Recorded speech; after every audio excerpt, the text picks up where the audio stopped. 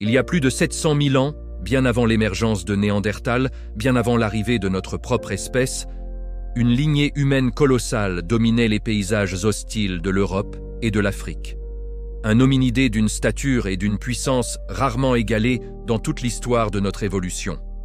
Son nom résonne comme un écho venu du fond des âges, Homo heidelbergensis.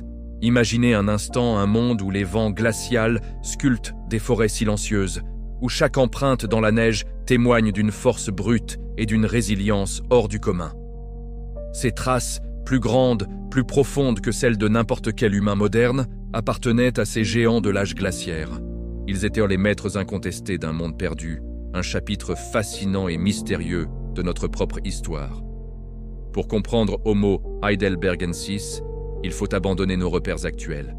Il n'était pas simplement grand, il était massif. Plus grand que l'homme de Néandertal, plus robuste que n'importe quel Homo sapiens, il incarnait une force brute façonnée par les rigueurs d'un climat impitoyable. Les mâles adultes mesuraient en moyenne entre 1,80 m et 1,90 m, certains individus dépassant même les 2 mètres. Leur poids, estimé entre 90 et 110 kg, était principalement constitué d'une musculature dense et puissante. Leurs épaules larges et leur poitrine exceptionnellement développée abritaient une cage thoracique volumineuse, comparable à celle d'un athlète de force de notre époque. Son crâne, tout aussi imposant, était surmonté d'arcades sourcilières proéminentes, encadrant un visage large et puissant, très éloigné des traits plus graciles de l'homme moderne. Chaque fibre de son être était une adaptation à une vie de chasse intensive et de survie dans un monde glacial. Sa peau, tannée par le vent et le soleil, et son corps, souvent drapé de peaux animales, complétaient le portrait de cet humain extraordinaire, un véritable colosse des temps anciens.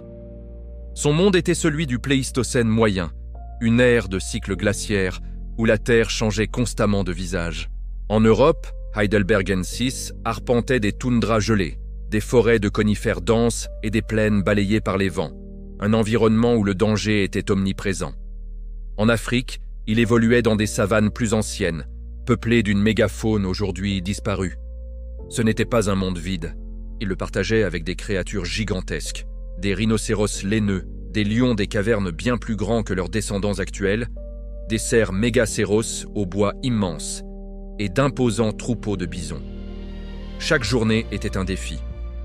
Pour s'abriter, il utilisait des abris sous roches, des grottes profondes où construisait des campements primitifs en plein air, des foyers précaires où le groupe se rassemblait pour se protéger du froid et des prédateurs.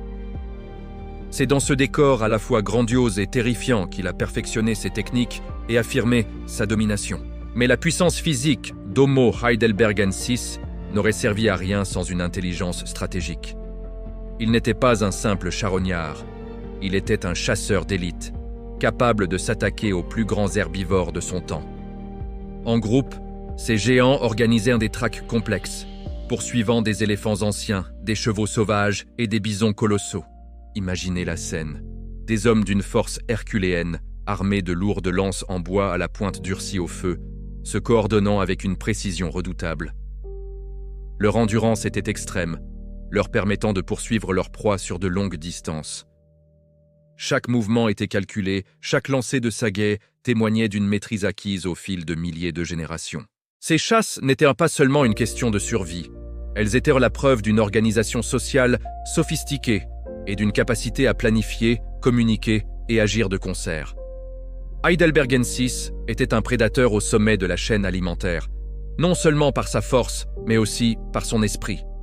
Son intelligence ne se limitait pas à la chasse. Homo heidelbergensis était un artisan accompli.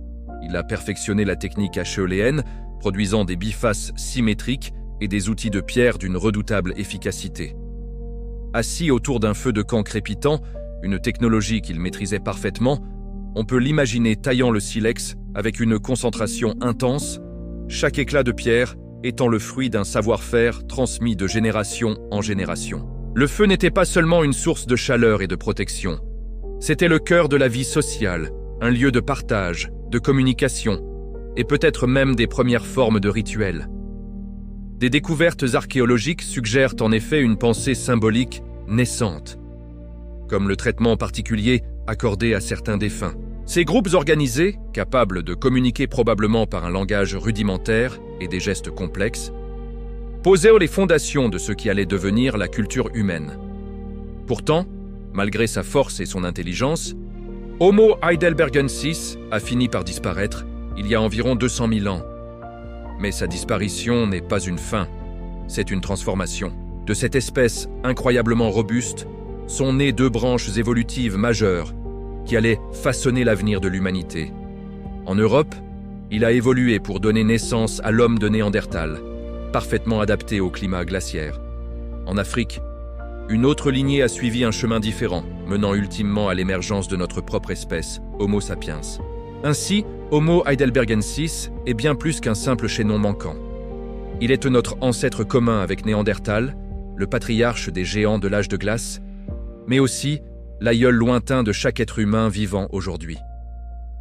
En regardant les fossiles exposés dans les musées, nous contemplons le reflet d'une puissance passée, une force de la nature qui coule encore, invisible, dans nos propres veines.